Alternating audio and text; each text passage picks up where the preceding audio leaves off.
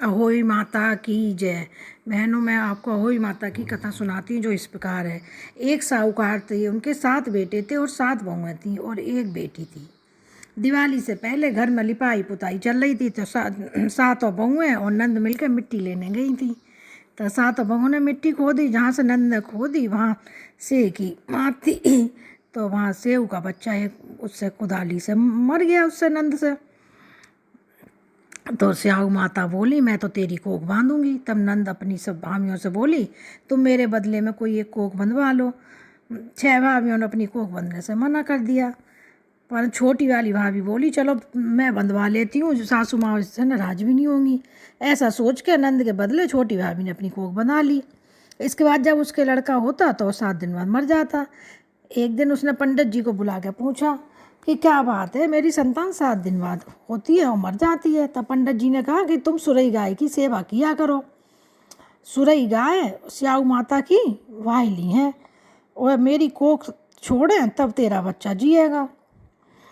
पंडित जी बोले, जब तेरी कोख छोड़ेंगी तब तेरा बच्चा जिएगा।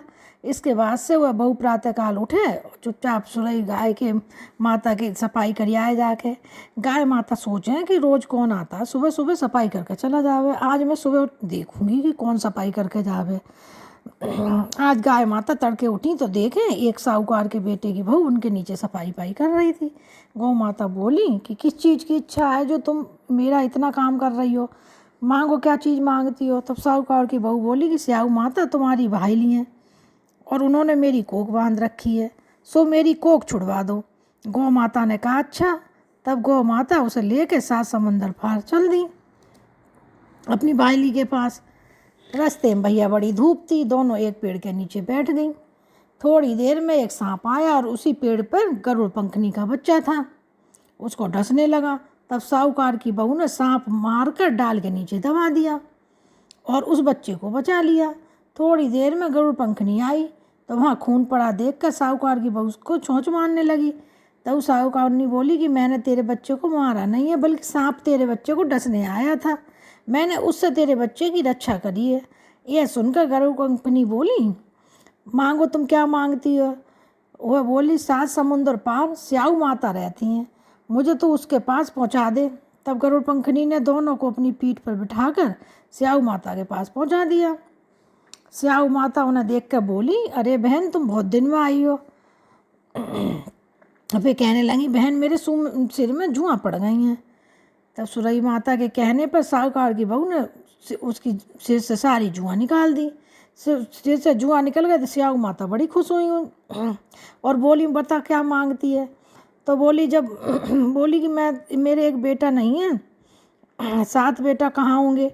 स्याऊ माता बोली, क्यों, क्या बात है। तब वो बोली, मुझे वचन दो तो मैं बताऊं। स्याऊ माता बोली, वचन दिया, अच्छा बता। अगर मैं वचन से फिरूं तो धोबी के कुंड पर कंकरी हूँ। तो साहूकार की बहू बोली, मेरी कोख तुम्हारे पास बंद पड़ी है। यह सुन स्याऊ माता बोली, अरे तूने तो मुझे ठग लिया, मैं तेरी कोख तो ना खोलती, पर अब खोलनी पड़ेगी। जा, तेरे घर तुझे 7 बेटा और 7 बहुएं मिलेंगी। तू जाके उजमन करियो, 7 अहोई बनाकर 7 कढ़ाई करियो, और लौट के घर आई तो देखें 7 बहुएं 7 बेटा सब हैं घर में। थोड़ी देर में देखें तो भैया सब कुछ है उनके यहाँ, अपना 7 बहू है 7 बेटा, सब खुशी खुशी वो अपना अहोई की पूजा की तैयारी करने लगी, खूब हलवा पूरी बनाने लगी। तो दोराई ठानी बोली, जल्दी जल्दी कर लो, अभी छोटी धाड़े मार के रोने लगेगी। उन्होंने अपने बच्चों को कहा कि देख के आइयो, आपकी चाची के घर से जाकर देख के आओ, वो अभी तक रोने की आवाज़ क्यों ना आई। बच्चों ने आकर देखा कि चाची तो वही मार रही, खूब उजमन हो रहा है। सुनते ही जेठानी दौड़ी दौड़ी उसके घर आ गई और जाकर कहने लगी, तूने कोक कैसे छुड़ा ली। यह बोली, तुमने तो कोक बंधाई नहीं थी, मैंने तो कोक अपनी छुड़ा ली। अब स्याऊ माता ने कृपा करके मेरी कोख खोल दी है, तो मैंने अपनी अहोई माता की पूजा कर रही हूँ। हे स्याऊ माता, जिस प्रकार से उस साहूकार की बहू की कोख खोली है, ऐसी सबकी कोख खोलियो। कहने वाले को, हुंकारा भरने वाले को, तथा सब परिवार की कोख खोलियो। अहोई माता की जय।